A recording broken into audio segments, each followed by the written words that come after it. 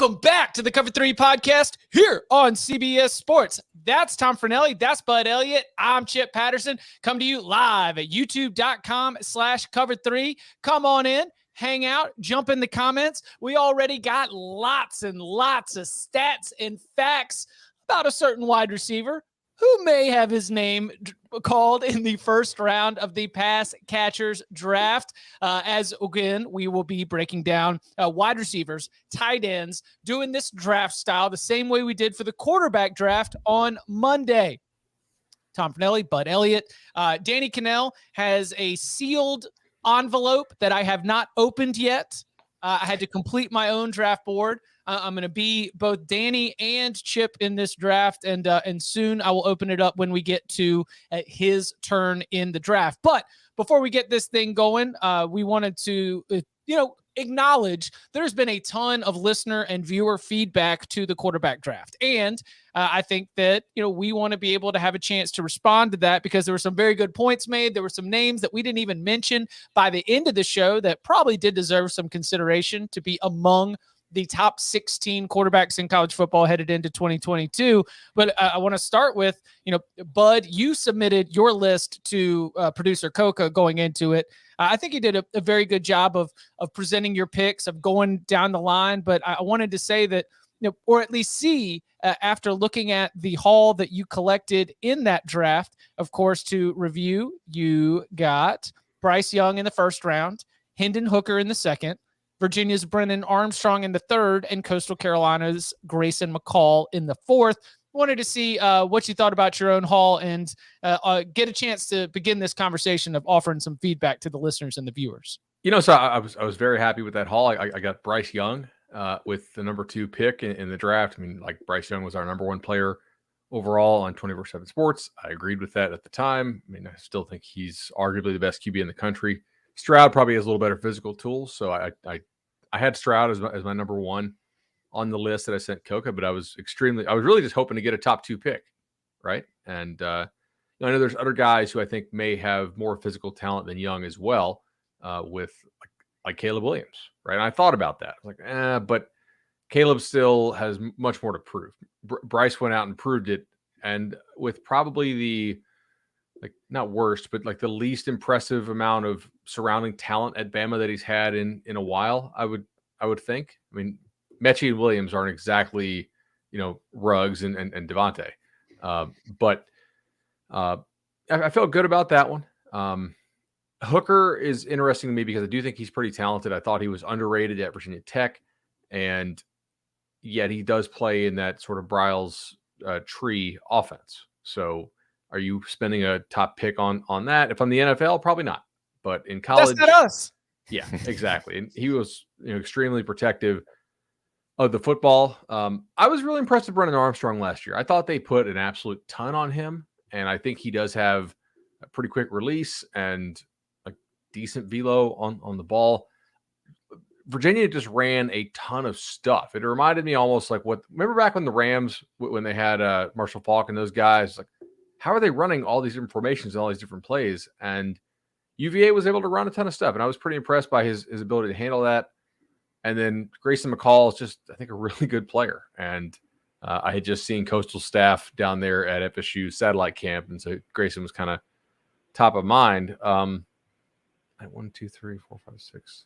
I had all my picks in my own personal top 10, but almost everybody I listed got picked. So I think it was fairly on brand with the consensus, I guess. I probably could have waited another round to get Armstrong. Are you grateful that Coca didn't give you Bennett?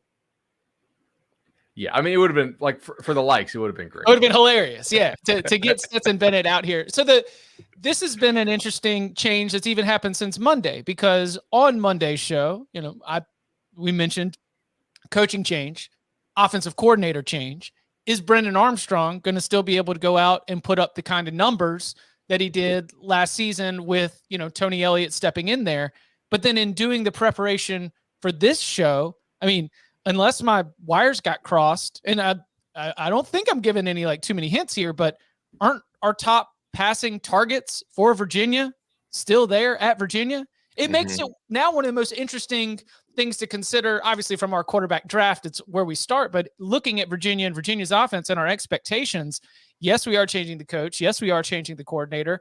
I don't think we're going to have that same sort of unique offense, which was so much fun to watch and obviously very productive in the passing attack. But the dudes, the pieces and the tools, like it's still there for those players to have the same kind of production. Now, I might have adjusted my grade on a Keaton Thompson or a Dontavion Wicks based on the same reasons why I adjusted my grade on Brennan Thompson, but it's something that it was good for me to learn just as we continue to move forward, looking at what to expect with Virginia in year one under Tony Elliott. So the one important thing about UVA, and I agree with you, I went 25 guys deep today, just so we'll have something to discuss when we do our snubs next episode, kind of doing the pre-work. UVA lost everybody on the offensive line. Mm-hmm. I mean, everybody. So that's kind of an issue, right? Including their all ACC center, who's now at Michigan. All five. And they had, I think, the best offensive line in the ACC last year. Which then powers everything, which allows you to be able to get it all up and rolling. I mean, like UVA, smart kids, they could handle the complex and complicated issues. All right, so as we've been continuing to get some feedback here, a name that we did not mention at all, I don't think, was Jaren Hall from BYU. Now, Jaren Hall from BYU had an awesome season, exceeding expectations, when I think that there was a belief on the outside that the quarterback play for the Cougars was going to take a big step back after having Zach Wilson. And it was an offense that I do think was leaning on the running back position a lot and got incredible production in the run game because of it. But Jaren Hall, in terms of, his efficiency, in terms of his ability to take care of the ball, still a very impressive year. And now that Tyler Algier is gone, is this potentially a breakout spot for Jaren Hall in 2022? And, if you were to regrade it or take a second look at it, do you think that he ends up cracking a top 15, or is he definitely in that top 20 for you personally? He could be. I didn't really consider him for my draft. He wasn't on my board simply because, like he like you said, he was efficient last year. But if you just look at his raw overall numbers compared to the guys we drafted, they weren't really close. Like he only threw for just under 2,600 yards, 20 touchdowns, 5 interceptions. These are all great for efficiency wise, as far as the touchdown to interceptions. The yards per attempt at 8.7 was perfectly solid. It's just, there wasn't the volume. So maybe if that volume comes this season, yeah, he could be the guy that will be looking back like, oh man, I wish I'd drafted him in the third or fourth round to get him on my team for those numbers. But I don't think it's a tremendous snub by any stretch. No. Yeah, I thought he was very effective, and I do think I would probably consider him as a 4th round selection in that 4-person draft if we had to do it again. But to Tom's point, the top 2 backs on BYU last year had 540 touches. Mm-hmm. So those guys, Tyson Algier and Chris Brooks, the kid who transferred over from Cal, were doing like the vast majority of the work on that team. Like he didn't even throw the ball 300 times. So I'll be interested to see if they do have to lean on him more from a passing perspective. Will his efficiency maintain if he's throwing it, 400 times, not 290? Also, you got to remember too, like Zach Wilson put up those numbers under a different offensive coordinator. Jeff Grimes left and went to Baylor. That's a new person calling plays there with Jaren Hall. So even with those guys gone, BYU could still be a team that's kind of leaning on its run game more this year. Not going to be throwing like they were with Zach Wilson during the COVID season. So social media, email, what other names stand out in terms of some feedback with names either that were drafted too high, drafted too low, or not drafted at all? Well, I have one because there was one person that said that like is a Kentucky fan upset with us for not taking Will Levis, but taking Malik Cunningham. And I can't remember exactly what the tweet said, but it was basically like there's a clear media bias against Kentucky, and now we're a part of it. I would just like to compare some numbers of Malik Cunningham and Will Levis, who this person maintains had the same exact season. last year. Passing efficiency close. Malik Cunningham was 150.4. Levis 148. So not really a difference. Levis did have him on the completion rate, 66 to 62. Give him that. Yards per attempt. Cunningham 8.73. Levis 7.97. Yards per completion. Cunningham 14.07. Levis 12.07. Air yards per attempt. Cunningham 10.02. Levis 8.97. Yak per completion. Yards after the catch. What kind of throws are you making to get your guys time to run the ball afterwards? And Cunningham didn't have Wan'Dale Robinson, but he still led that with 6.15 to Levis's 5.65. Touchdown rate. Levis was better, 6.8%. Cunningham was only 5.6%. Difference was interceptions. Cunningham's 1.8%. Levis more than twice as much at 3.7%. So, of course, Cunningham also has the much better touchdown to interception ratio of 3.17 compared to Levis's 1.85. But then this person also mentioned how they're both mobile quarterbacks. That's true. Malik Cunningham rushed for over 1,000 yards last year. Yeah. Will Levis rushed for 376. So they are both mobile, but they are not mobile in the same way, my friend. So it's not a conspiracy. If we're drafting strictly on the numbers we think we're going to put up, Cunningham was the right choice. I completely agree. I'm a little surprised nobody took him in the 4th round as just a flyer, because I think we would all agree, like physical talent wise, even though I think these early mock drafts are generally trash, right? And having seen some of these kids in person who are being mocked in the 1st round, I'm like, okay, these guys have never seen these dudes in person, and they will in about 12 months. Will Levis does have incredible physical talent. Like, he is on the list of dudes who could make us look stupid. Not really sure they will. I mean, that's a lot of picks he's got to cut down on. Will Levis does a lot of YOLO ball, and it seems like he almost predetermined he was going to throw the ball, which was generally Wan'Dale Robinson or deep shot quite often. And sometimes the defense seemed to know that. But he was definitely one of the guys who could make us look dumb for not taking him. But based on his current performance, he does not belong on that list. He's a good quarterback. Yes. Like that's the other thing is we find ourselves, especially at this point in the season, reacting to the market value or the market price, in which case we are saying, okay, if you're going to say number 1 overall, if you're going to say number 1 quarterback in this draft class, then you are entirely not basing it on the evidence that we have seen in college football. Like if he has an explosive season and lives up to all that hype, that is awesome for Will Levis. He's a worthy Power 5 starting quarterback, and kind of like my line for the Power 5 coach rankings. If you are a Power 5 coach, you're good in the industry. You have some level of success, some value, some worth that allows you to even be in that position. Will Levis, the starting quarterback at Kentucky in the SEC, like, you are very good quarterback compared to all of the quarterbacks in college football. But number 1 among all these guys that we just had, I feel okay with us not having him in our 16 player quarterback draft. Yeah, there are 130 or 131 now teams in the country, and there's 65 Power 5 teams if you include Notre Dame. We only drafted 16. So there's going to be dudes left out. Yeah, come on. Anthony Richardson is another one I want to bring up here. I did have him on my list. I had him 15th. And that's even with, like, I know some guys on Florida's prior staff, and they are, like, still extremely high on him long-term, but short-term, just some of the conversations I had, I'm not really sure that he is somebody who's going to absolutely break out this year immediately. Now, he did have 2 injuries last year. If he can stop dancing a little bit, remember he was doing the hotel TikTok dancing in the lobby or whatever, and then he had the tweak. We've all been there. Like 6 touchdowns, 5 interceptions. He obviously is very athletic as well, has a cannon for an arm. I do trust Billy Napier with mobile quarterbacks, given what he did with Levi Lewis there at ULL. But I don't think it's a major snub for a guy who completed less than 60% of his passes last year, 6-5 touchdown interception ratio. It's a big leap. It's a bet on the talent, but he's kind of raw. So long term, I'm still there. I fully expect to be picking him in next year's draft. I don't buy the snub thing yet, but he's got the talent to make us look dumb if he arrives like a year early, for sure. Yeah, and a couple other snubs who we did mention a little bit on the show. KJ Jefferson, I think, is a good fit for what Arkansas was doing, but a lot of those yards were yak from Treylon Burks, who's no longer there. So I do have some concerns if he's going to be able to put up the same kind of numbers this year without him. And then we mentioned Spencer Rattler at South Carolina.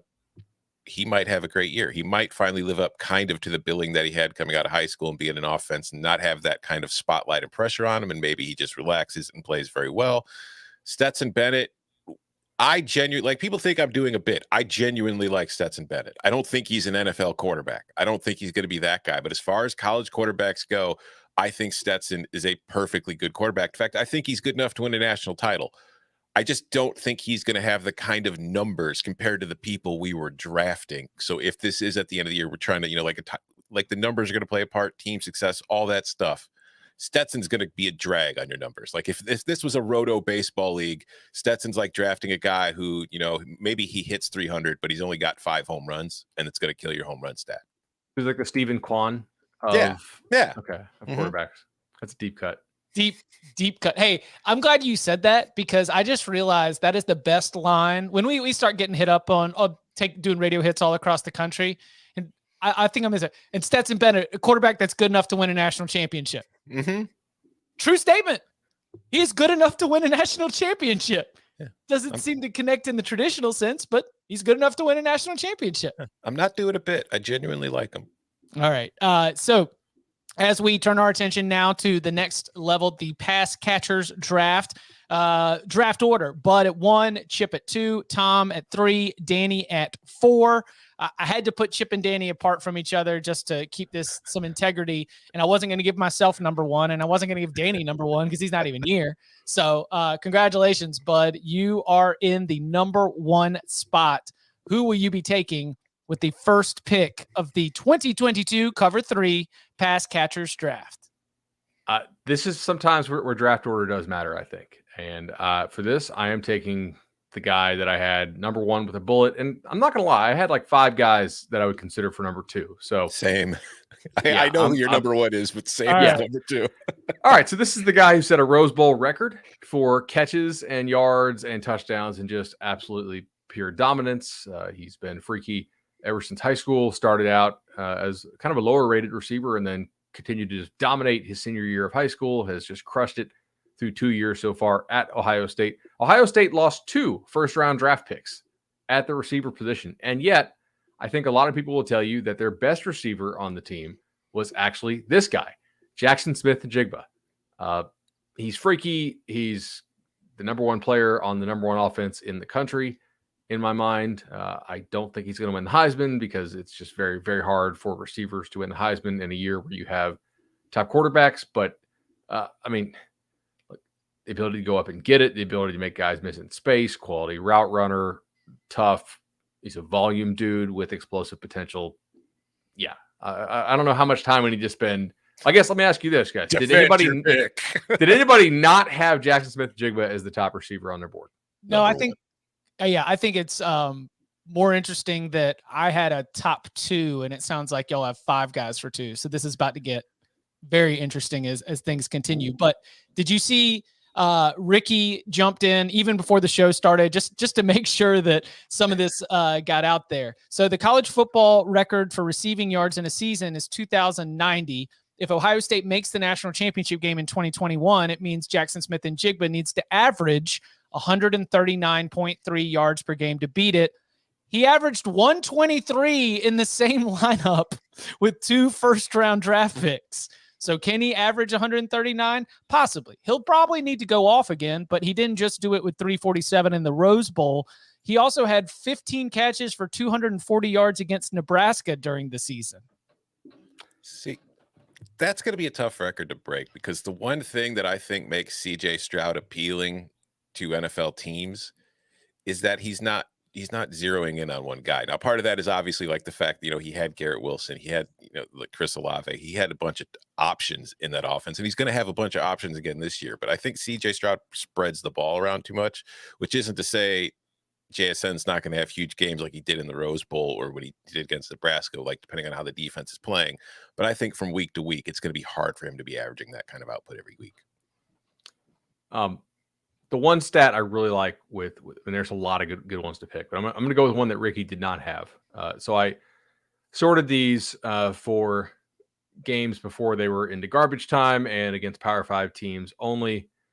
Jackson Smith-Njigba, Ohio State offensive success rate when targeting him was 72%. That's like healthy prime Shaq, right? Just give him the ball, get out of the way. Like the next closest guy who had far less volume was 68%.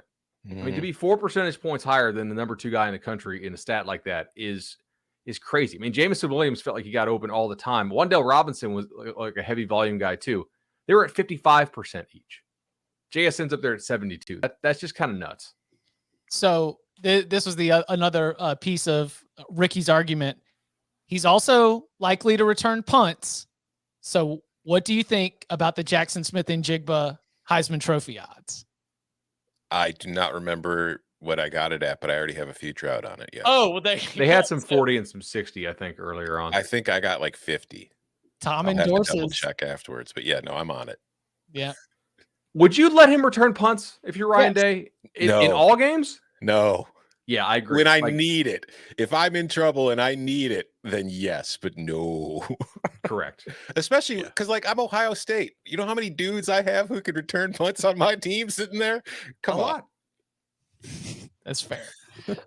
Okay, that brings it to Jackson Smith-Njigba, Ohio State. You are the first pick in the pass catcher draft. No doubt. Sounds like he was number 1 on pretty much everyone's big board except for Danny Cannell.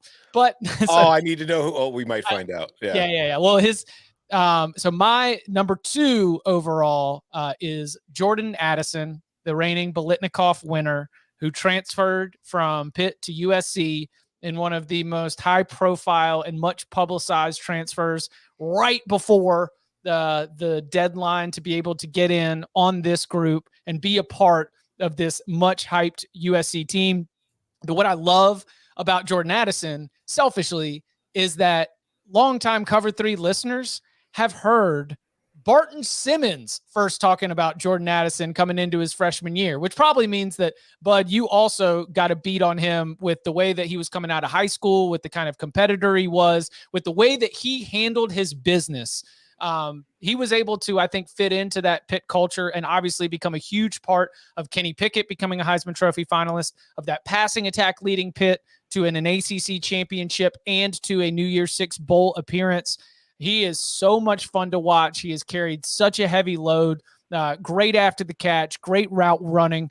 And I mean, when you're talking about last year's player who was named the best wide receiver in the sport as the Biletnikoff winner, I don't feel like it's a stretch to look at him, especially when we are removing him from Kenny Pickett-less Pitt, from Mark Whipple-less Pitt, and you are putting him with Lincoln Riley and Caleb Williams and a ton of other dudes within the context of that offense. I feel pretty good taking Jordan Addison as my first round pick.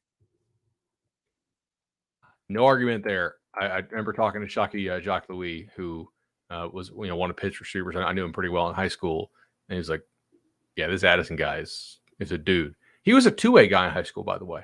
We actually ranked him as an athlete as opposed to just strictly a receiver, and then he really came on with those receiving skills. Pitt developed him well, and now USC is the beneficiary. Thanks. He was a DB too, right? Probably would have been a really good DB. Probably would have led the country in interceptions with those hands. Yeah, no, I think that's a good pick. But you know what, Chip? It wasn't at number 2 on my board. Ooh. The guy I had at number 2 on my board will now be going with the third pick of the draft. Now, like, this is the first round. So odds are we're going to be picking guys who led their team in receiving last year, which, Jackson Smith-Njigba. I don't know if he did lead the team in receiving, I think, but either way, best receiver on the team, even though they had 2 first-round picks. Jordan Addison clearly led Pitt in receiving last year, but the guy I'm taking led his team in receiving, but he did something a little extra. He did it while only playing in half their games. I'm taking Kayshon Boutte. Oh, yeah. I just, he missed half the season last year because of injury, so he finished with 38 catches for 508 yards and 9 touchdowns, which are pretty pedestrian numbers, but they were good enough to lead LSU as far as yards and receptions are concerned. And I just think that this is a guy who's going to be the latest in a long line of we've seen in recent years of LSU receivers who, if he stays healthy, is going to have a great season and is going to end up being an early NFL draft pick, probably a first rounder. He doesn't have the size of Jamar Chase, but I feel like he's got a lot of the same intangibles. I think he's kind of a blend of Justin Jefferson and Jamar Chase, not quite to their level, so don't take it that way, but I think that he's a very good player. I think that this is Brian Kelly with this new offense and Mike Denbrock. They're going to find ways to get him the ball, hoping he stays healthy. I'm hoping he stays on the field, and if he does, this is going to be a great pick for me. I mean, he's really, really talented, man. I thought he was probably the best receiver that we had at the Under Armour All-American game when I was there in Orlando 2 years ago. If he can just stay healthy, think about all the dysfunction on that LSU offense last year. And he still, like you said, led him in receiving, playing 6 games. He can scoot. I had him. This draft is going exactly to form so far. I had him as my number 3. He's just got such a fun name to say. Well, it was his emergence was like one of the few happy things you could look at coming out of LSU in the 2020 season. Jamar Chase, his dad comes out and says, "You know what? Like I'm going to play." And then Jamar Chase was like, "I'm not going to play." Then Terrace Marshall gets out there for a couple weeks and he's like, "I'm not going to play either." And it just opened up all this opportunity and he just stepped through and emerged. And as you mentioned, he wasn't able to stay healthy last season, which was a huge disappointment, but man, phenomenal player. I had him at number 4. So not exactly going at the big board, but at least something similar. Okay. Now let's open up the sealed envelope. Is Danny's number 1 receiver still on the board? No. So it was Jordan Addison. Yeah. He had Jordan Addison 1. He had Jackson Smith and Jigba 2. He had Kayshon Boutte 3. And with the 4th pick, Danny Cannell is going to be going with Josh Downs from the University of North Carolina. Damn it. ACC player? boys. What? He took Devin Leary and Tyler Van Dyke on the turn in the quarterback draft, and now he's just lining them up with Josh Downs, who was a one-man wrecking crew when it comes to the North Carolina pass attack last year. Of course, you lose multiple 1,000-yard receivers in Daz Newsome and De'Ami Brown. It gets a little bit difficult, but Downs was there, and he was ready to answer the call. Downs, again, is going to be that one player who every single ACC defense is going to be worried about stopping in terms of the big play. So I'm not surprised to see him high on the draft board. It's a little bit higher than I think that I had him, but I'm not going to argue with the pick at all because he's one of the best wide receivers in the ACC without a doubt. I had him at 6. But I had him at 8. Do you feel low on that? Like, no, I just feel like there's a big group of guys that were tier 2 really is very Tier 2 is very, very crowded. I mean, we probably talk about this more at the end of the show, but I don't know how you guys are. Like, just putting this board together for me was a lot more difficult than the quarterbacks. Yeah, because it's like there are so many decent options, and trying to pare the list down to like 16 to 20 guys I feel like I'm comfortable taking in this draft was really difficult. All right. So then, since Danny is again on the turn with his first pick of the 2nd round, he takes the player that I had number 3 overall, which is Marvin Mims from Oklahoma. Someone who, staying at Oklahoma, woo-wee, that was a huge deal. There's another player who might have his name called who left Oklahoma from that wide receiving core. Marvin Mims stuck around, and that is great for Brent Venables. That is great for offensive coordinator Jeff Lebby, and that is fantastic for Dylan Gabriel. He battles for balls. He seems to play bigger than he actually is. Good skills, and can be really, really productive. I'm just a big fan of his game, probably more than anything. Where did Mims fall on y'all's board? I had him at 11. 11th. Yeah, 11. Yeah. Jinx. Is it the production then? I think he's really good. Yeah, no, he's a very good player. There's just other guys I prefer a little bit. Okay. Yeah. And also, like, he stayed at Oklahoma. Dylan Gabriel, he's got a new quarterback, going to have new offense. He's in. There's just some kind of like, again, I think he's a really good player, so it's probably not going to matter too much. He's going to be a good player, but there are just some concerns with that I don't have with a couple other guys that I had ahead of him. Okay, so I'm gonna try to do this. I'm being producer Coca, and I'm being Danny, and I'm being Chip. So if the feed somehow like switches out, Tom, you're up on the clock next. But let's see if we can pull this up without the screen going blue. All right, can we see this? Yes. Can everybody see Yes. it? All right. So that is where we're at right now. We've got Jackson Smith and Jigba was taken first overall. Jordan Addison taken second by Chip. Tom takes Keyshawn Butte from LSU, and Danny at the turn takes Josh Downs from North Carolina and Marvin Mims from Oklahoma. That brings us back to Tom. Where are you going with your second round pick? All right. This is kind of a tough one because I thought this other guy would be gone by the time it got back to me, but now he's still there. But there's somebody that I have just below him on my board that I kind of want more. So I'm deciding whether I want to go off the board or if I just want to go with personal tastes. And I'm going to go with personal tastes. We haven't taken one yet. Give me Brock Bowers. No.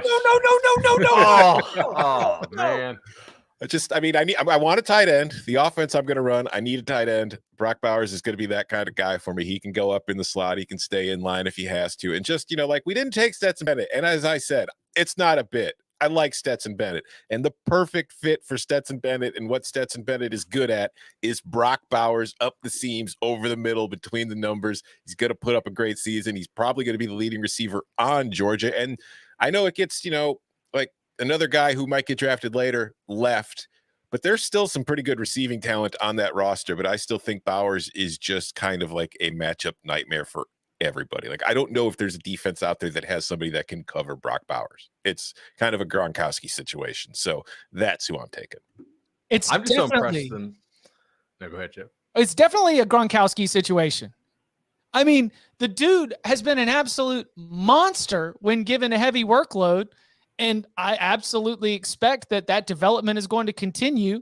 And he is going to be a superstar. He's going to be the number one tight end in college football. And it's going to be the perfect, like, as that Georgia offensive line is just mowing down opposing defensive fronts, you're going to be so concerned with filling the gaps. How in the world are you going to have a thick body that's going to be able to bring down Brock Bowers in the open field? You're not. He's going to box you out and run over you. Fantastic pick. I was going to go with him next, and frustrated that's the case. I had a number 4 because he has to catch passes from Stetson Bennett. And he still does all that stuff. Like, I'm just so impressed. I'm wondering now if the guy I have at number 4 is going to sneak back to me, but we'll see. Oh no, and now it's a run because Chip's up next, and I think that we've got a tier where we're about to jump. So I'm going to go ahead and take I'm going to go ahead and take my tight end. One year when we did this, we might have done 6 rounds, which was a little heavy, a long episode, and I think I ended up with 3 tight ends. So I knew that I wanted to at least get some inline representation. So I'm going to go to South Bend. I'm going to go to Notre Dame, and I'm going to get Michael Meyer. What he would be, our number one tight end in college football, if not for Brock Bowers' emergence on the scene last year. He's played a little bit longer. We know how Tommy Rees and that Notre Dame offense like to utilize the tight ends. The tight ends have been some of the most productive and some of the most effective one of the most effective positions in the Notre Dame passing attack for a couple years now. And he's awesome. So I'm going to go with Michael Meyer from Notre Dame. I do love Michael Meyer as well. I think, if you're comparing the two, I think Bowers is more the monster type, but I do think Meyer, he's big, he's tall, he's long. And I think Meyer's a bigger problem after the catch than Bowers. Like Meyer can get out in the open field and run by people, which is pretty nice to have. Yeah, he's a good blocker too, relatively. Yep. All right, so I'm disappointed those tight ends went because I was really interested in jumping my own board and going up there and get Michael Meyer, but Chip, I just had the same idea. Yeah, my whole feeling on this draft still feels great because I got Jackson Smith-Njigba. However, I would have felt a little bit better, but I'm going to adjust here, and I'm going to go ahead and go to the state of Texas. where we had a guy last year who was a true freshman. This will hurt for Michigan fans. And he's one of the absolute fastest players in the country. And he's got legit height and he's putting on some weight. And he was already a volume guy in his true freshman season on a pretty dysfunctional Texas Longhorns team. 103 targets, 62 catches, 981, 12 touchdowns. There Xavier goes Worthy. 4 on my board. Yep. Xavier Worthy. Welcome to Team Bud. Now I have Xavier Worthy and Jack Smith-Njigba. I'm very, if you have ways to cover them, you probably have NFL players. In that case, send those to compliance@oldemiss.edu. Yeah, that's who I'm going with. I feel like Xavier Worthy, I can't let him drop into the third round. Yeah, that's who I was debating between with Bowers. It's just Butte and Worthy would have been a hell of a 1-2. Yeah, I had Worthy number 5 on my big board and jumped him so that we could just get in on the big boys here in the first 2 rounds. All right, did we all have him 5? Yeah, I had him 4. Wow. Okay. I had Jackson Smith-Njigba, Jordan Addison, Marvin Mims, Kayshon Boutte, Xavier Worthy. It's my top 5. Bowers at 6, Meyer at 7. Yeah, I had JSN, Butte, Addison, Worthy. All right, let's call this up one more time before we hit the break to review the first half of the draft. Bud, 2 picks in, has Jackson Smith-Njigba from Ohio State, Xavier Worthy from Texas. Got Jordan Addison from USC, Michael Mayer from Notre Dame. Tom's got Kayshon Boutte from LSU and Brock Bowers from Georgia. And Danny's got Josh Downs from North Carolina and Marvin Mims from Oklahoma. Coming up on the other side, the second half, rounds 3 and 4 of our 2022 Cover 3 Pass Catchers Draft. Next. All right, Bud, you are on the turn. So round 3, get us started. All right. So I have my X. I've got my slot. I can actually play Jackson in the slot as well. I feel like, Worthy's a nice Z, but I need somebody who's really big and can go up and get the ball, and another dude who's got a lot of volume. I need a guy who's good in the red zone. I can't take a tight end here because I just don't think there's a number 3 tight end in the country who's worthy of going, at the number 9 overall pick. So I'm going to go to Wake Forest. Yep. And I'm going to go ahead and pull the trigger here and take A.T. Perry, who is 6'5", 212, going to be an NFL draft guy, I think. Just crazy volume last year. 132 targets, 1,293 yards, like 15 tutties. Yeah. Yards per target, 10. A.T. Perry, welcome to Team Bud. Also, still has Sam Hartman. Yeah. Right. I mean, we want to talk about what our expectations are for A.T. Perry this fall. Well, he might not match those incredible numbers that you just listed off, but he is absolutely still going to be productive within the context of that Wake Forest offense where, against the teams that don't have the dudes, they're just going to mash you and they're just going to run it up. It's going to be because Wake also has a defense that can give up points. So there's no letting it up, right? This is not an offense that goes into a game thinking, once we get a big lead, we can sit on this. They're going to have to continue to keep chucking it around the yard all throughout at least all of these conference games. I absolutely love the pick right there with A.T. Perry. Were you going to take him next before he got back to me? He would not be there at pick 15, right? He would not have been there for you with your Yeah. So I had to jump him. Yeah, without a doubt. I'm thinking about breaking my board, but I'm going to No. I can, because there's just so many fun names. I mean, do I go get another tight end? Do I just admittedly jump to the tier 2 tight ends just so I can load up and have double tight end sets in our 4-round draft? No.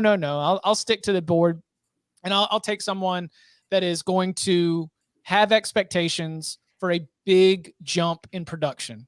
Those are expectations based on the kind of offense that this player came from, the kind of offense that he's arriving at, the changing quarterback from his old team to his new team, and a little bit of a track record of how players can come and have an instant impact, especially in the wide receiver room from the transfer portal. I'm going to take Jermaine Burton, Alabama. Yeah.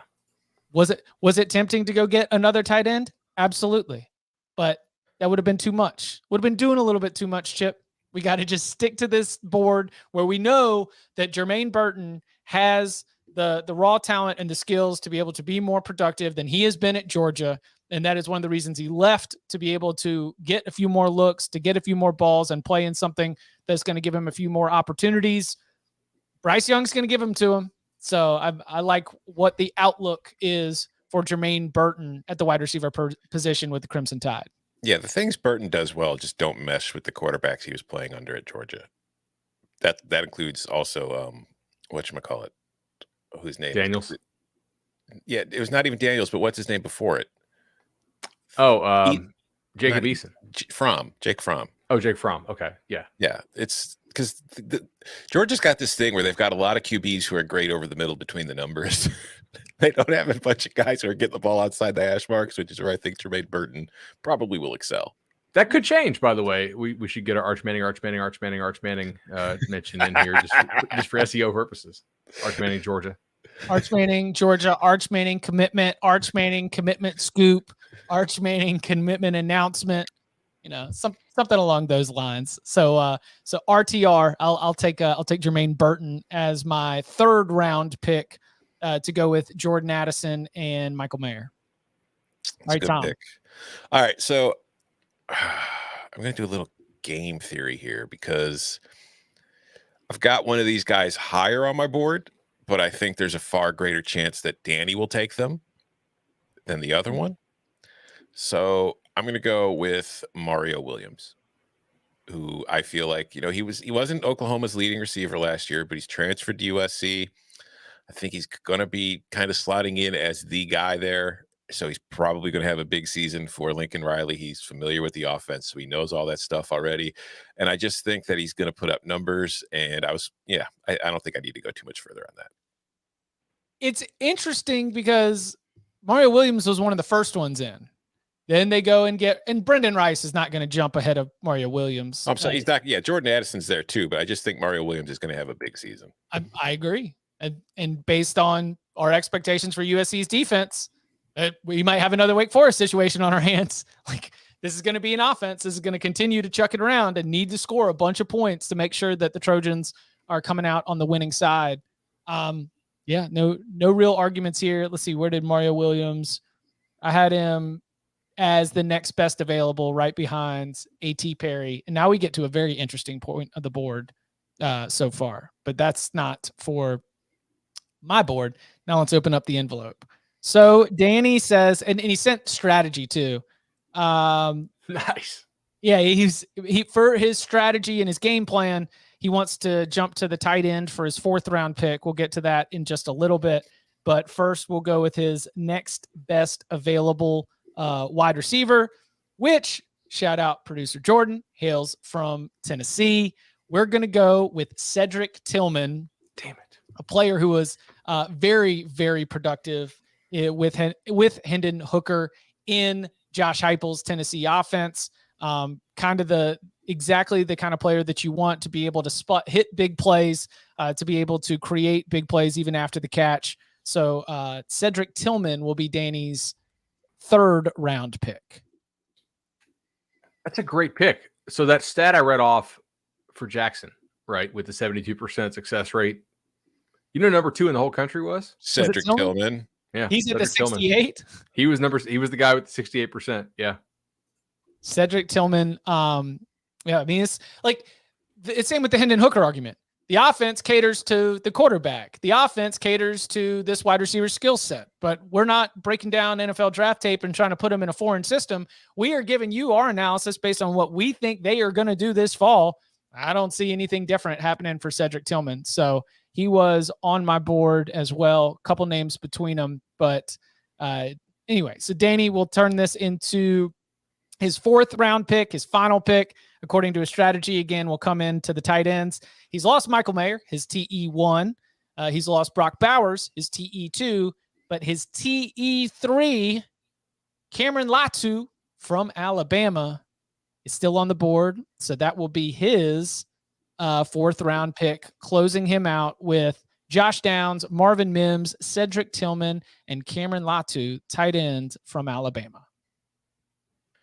Latu's definitely, I think, speculative. end of the season, he kind of came on late in the year, like especially in the title game with, so I think that's a pretty good, like, kind of flyer to take in your 4th round pick if you want a tight end. I had him ahead of Tillman, behind Mario Williams, and it was speculative where I was using the way that he was relied on in the absence of injuries to Jameson Williams and John Mechie, and in the absence of one of those younger Alabama players being able to step up and really seize the opportunity. It kind of seemed like against, Georgia, Cincinnati, Georgia, that he was one of the few players that Bryce Young and that Alabama offensive staff really trusted to be able to go out and make the play. So speculative for sure, but the late season sample size, while small, definitely has me understanding that pick. I get the pick. I don't love like the other tight ends after the top 2. I'm probably going to run 4 wide. Oh, so that's what I was thinking too. I would take a receiver over a tight end. Yeah. I'm wondering if I thought there were 2. Yeah. I'm wondering if Danny would have reconsidered if he was here. But he's not. So he's not. Sorry. All right. He does have some good names left on the board. So that brings us. Wait, go ahead. Just for my own, where was Mario Williams on his board? Behind, so 1, 2, 3, 4, 5, 6, 7, 8, 9, 10, 11. Behind Xavier Worthy, 2 players who have not been drafted: Cedric Tillman, A.T. Perry, Marvin Mims, Josh Down, and then the top of the board. So if he wasn't doing the tight end strategy, there's a good chance Mario Williams would have been his 4th round pick. Well, there were 2 players that have not been drafted who were still after ahead Cedric Tillman that were still ahead of Mario Williams. Oh, okay. So never mind then. I see. That's why I took Mario Williams, because I thought Williams would be higher on Danny's list. All right. Well, I'll take the guy I had higher than Mario Williams on my board, who is also a speculative pick, who doesn't have great numbers yet, but will probably start putting them up this year as he steps into a bigger role. His father was good. He's pretty good too. Give me Marvin Harrison Jr. Damn it. Don't know him. I've never heard of him. Never heard of him. I didn't see anything. Marvin Harrison Jr. From Ohio State, rounding out Tom's pick. So you've still, this is an interesting point of discussion though. You still have Emeka Egbuka, right? Mm-hmm. And you still have Julian Fleming. Mm-hmm. We are power ranking them according to this draft, with Jackson Smith and Jigba as an unquestioned one, and Marvin Harrison Jr. as the number 2. And I'm not like, I like the pick, Tom. I don't have a good read of who of those other 3 I would necessarily put out front. How do you see that playing out for the Buckeyes? I think he's going to kind of step into Garrett Wilson's role. Just, I feel like they're kind of similar players more than anything, but it's also just, if you just look at the snaps and the production they had last year, like Egbuka had 9 catches for 191 yards. He's kind of a big play threat, but Harrison played, in more games. He had 2 more catches for 139 yards. If you go back to the Rose Bowl, he was playing a larger role in that game when they needed guys to come in for Wilson and Olave. Like Fleming, Egbuka, all these guys are going to put up numbers. It's the Ohio State offense. And like I was saying earlier, one of the things I don't think that JSN is going to get that record is because CJ Stroud's not afraid to share the ball, move it around, and he's got plenty of options to do it with. I just think that Harrison is probably the most likely to be that number 2 behind JSN, like the guy who flourishes as defenses maybe focus more on Jackson. I like it. I'm very disappointed Tom took Harrison Jr. there. Not gonna lie, that's like annoying. If I just feel like if 2 of these guys are going to have 1,000 yards again, Harrison's more likely to do it than the others. I think so. Yeah, that makes sense. All right, so we'll do. Actually, I'll go ahead and get these 2 picks, then we'll bring up the board for everybody watching on YouTube.com/cover3, either live, and we appreciate all the commentary in the chat, or if you're just coming back to watch it later. Sometimes I do. I'm a narcissist like that. So I've already got Jordan Addison. I've got Michael Meyer, my tight end. Got Jermaine Burton. Now I just need speed. And I don't need I don't need regular speed. I need track speed. I need to know that you've got the kind of speed to just jump right into collegiate track and be a stud. Start setting school records right away, which is why I'm going with Arian Smith from the University of Georgia. Just look, he only played in 4 games last season. Hit a couple big plays, was kind of a reserve, but what we've seen from him in terms of him jumping in with the 100-meter dash, him jumping in the 4x100-meter relay, goes into with that 4x100 relay team as the leadoff man, finished second in the NCAA's outdoor with a school record time at 38.54 seconds. I don't understand if 38.54 seconds is good or not. I don't know track times, but I know what second place in school records mean, and that means you're really, really, really fast. So give me a player who I think is poised for a breakout season after redshirting 2020, and again, just 4 games in 2021. Arian Smith from Lakeland High School, just 6 foot, 185 pounds. I'll take Smith to round out and provide some nice track speed with my, ball skills and the hand of Jordan Addison, with my size and yards after catch of Michael Meyer. Jermaine Burton being able to stretch it on the outside.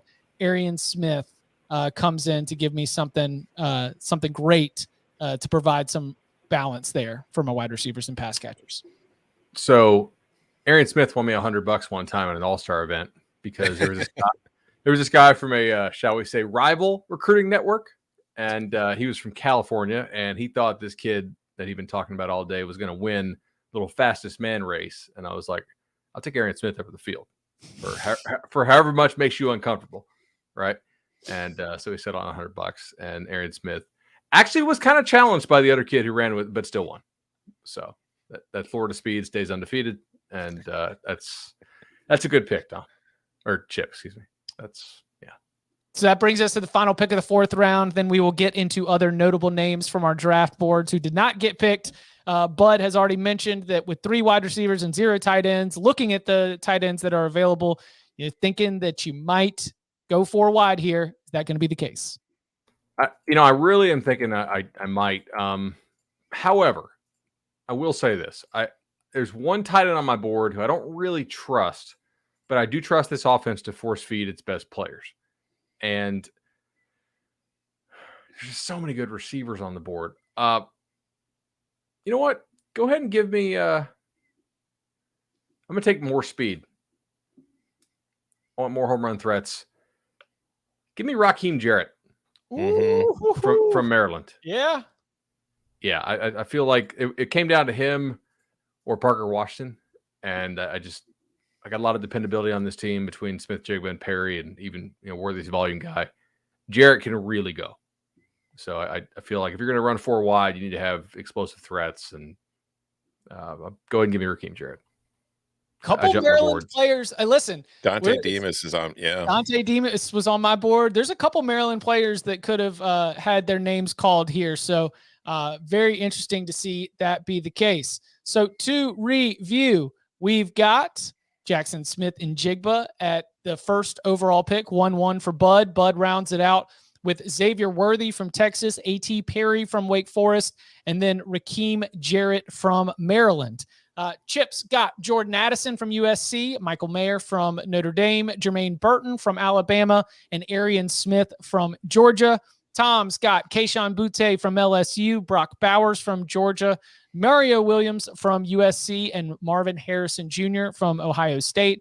And Danny, Josh Downs from North Carolina, Marvin Mims from Oklahoma, Cedric Tillman from Tennessee, and Cameron Latu from Alabama. Dante Demas, as we just mentioned, was definitely a high player on my board that did not end up getting picked. Isaiah Neor, Jaden Reed, who stands out from the board that didn't end up hearing their name called here. Bud mentioned Parker Washington as a possibility for his last pick. I think that's somebody who could have a big year now that Jahan Dotson's gone. He's going to probably become the alpha of Penn State's receiving corps. A tight end, there were the only 2 tight ends I was going to take were either going to be Meyer or Bowers. But there's another tight end I would have taken over Cameron Latu if I was Danny. Sam Laporta. Sam Laporta. Yeah. Oh, okay. Because he led the team in receiving last year. Iowa's offense passing attack is generally built through their tight end. They've produced quite a few good tight ends. I think Laporta is kind of in that same kind of vein, and he's probably going to he's not going to put up like 1,000 yards, but he'll probably finish somewhere about 700 yards and 8 touchdowns. So I feel like that would have been a good 3rd tight end. And another guy, a sleeper, kind of homer pick, but general sleeper, Isaiah Williams at Illinois. led the team in receiving last year on a team that was pretty much allergic to throwing the ball. They've got a new offensive coordinator coming in during the spring game. You kind of got a hint of what their plans are for Isaiah. He's going to be a bigger part of what they do on offense. He's a slot receiver. He's very, very good with the ball in his hands after the catch. Very shifty. Was a highly rated 4-star, low 5-star, depending on the service you wanted to use at the time. But he was an athlete coming out of high school. Started at quarterback, moved to receiver last year, put up good numbers in his second year at this position. I think he's a kid who could show up and maybe be one of the top receivers in the country this year. I love that one too. So I'll just run down a couple on my list. 2 for Virginia, Keaton Thompson, who could have been like my tight end, maybe. How would you classify? I mean, I guess that's why we call it the pass catchers, right? Because he plays 4 spots. Tight end. Yeah, he does lots of stuff. Dontavian Wicks actually had great numbers. I just don't know if I fully trust that he's that good. Tom already said Igbuka. Michael Trigg was my number 3 tight end. If I decided to go tight end, like that's the guy I think that Lane Kiffin will just force feed him like crazy. And then in the spring game, Cory Brooks. Like I think Cory Brooks could be Bama's best receiver this year. Like I think he has that kind of breakout potential. He was the one who was ready to go and answered the call, got that game-winning score against Auburn, and while Javon Baker and Ajay Hall and a bunch of other players, weren't able to really capitalize on the opportunities with the injuries, there's no doubt some possibility there. Zay Flowers from Boston College, not surprised to see Danny, ACC boy, give.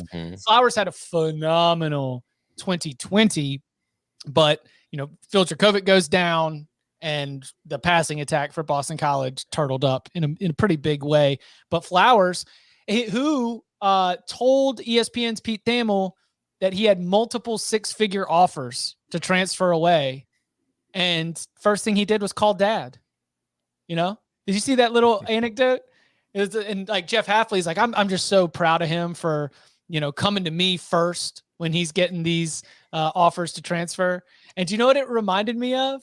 It reminded me of the like, listen, son, if you're at a party and there's drinking, call me and I'll come pick you up. It's like Zay Flowers all of a sudden found himself in a position where he felt uncomfortable. And so he called dad to come pick him up from the party. And look, Phil Dracovic and Jeff Hafley and Boston College fans are very happy that Zay Flowers did not entertain these apparent 6-figure offers to leave and go somewhere else. A couple of G5 guys from the state of Texas. We got UTEP. We've got Jacob Cowing, who caught 69 passes for 1,367 yards, nearly 20 at yards. Arizona now.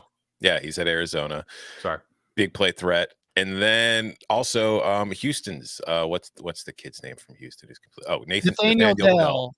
That's a player who I think will have a big season. And I don't know. I mean, he's not going back to the SEC. We've got plenty of SEC representation, but we didn't take anybody from the one SEC offense that never runs the ball. Makai Polk is probably going to catch a lot of passes. Isn't he on the Ravens? Did he get drafted, or was he? Oh, he was. I had a very high on my list, and I googled it. I thought he's on the Ravens now. I forget the COVID year because he was technically a sophomore last year. So I'm sitting there thinking he had to come back. But yes, you're right.